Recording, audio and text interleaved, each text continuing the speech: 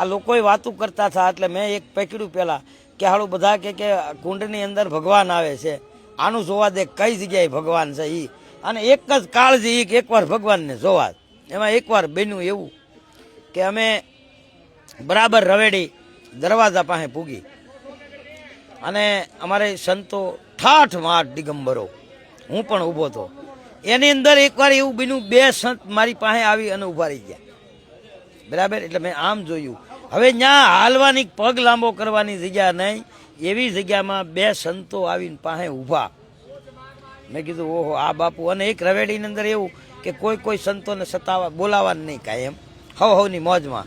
એટલે હું ઊભા ને મેં જોયું, મેં કહો. અને નેણ એટલે ઠેઠ અહીંથી માંડીને મારી દાઢી છે ને અવડાવડા તો નેણ બાપુના બેય.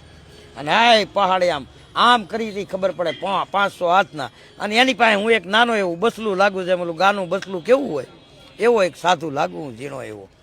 અને પછી મને એમ થયું બાપુને. પછી મેં આમ કરીને આમ કર્યું, બાપુ ઓમ નમો નારાયણ.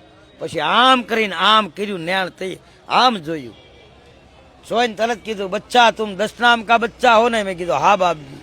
પછી બાપુએ કીધું કે હવે મારી હારે વાત નહીં કરવાની, બસ બંધ થઈ જવાની. એટલે મેં કીધું ઠીક. અમે તો બંધ થઈ ગયા. સાના મને ઘડી કામ જોઈ હતી, બાપુને ક્યાંય ભેળ્યા નહીં પાછા. મેં હાલે લે આ બાપુ અહીં ઊભા થા મારી પાસે ને આ બાપુ ગયા ક્યાં. પછી કારણ કે આમાં એવું છે કે મરઘી કુંડની અંદર સ્નાન થાય ને ત્યારે મોટા મોટા સંતો અને એ બધાને પેલું જવાનું હોય, નાના સાધુ ન જવા દે.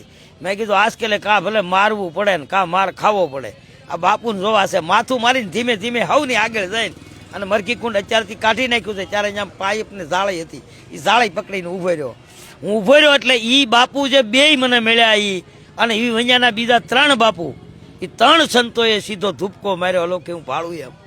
અને ધૂપકો માર્યો, બહાર આવ્યા. બહાર આવે ને જોયું પગથિયેથી અલોપ થઈ ગયા. આજની તારીખમાં હજી સંતોના દર્શન થયા નથી.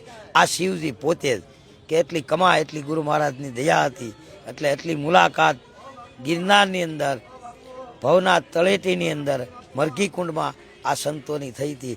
હજી હું એની શોધ કરું પણ હજી મળ્યા નથી. 5માંથી 1 આવા સંતો આવે છે.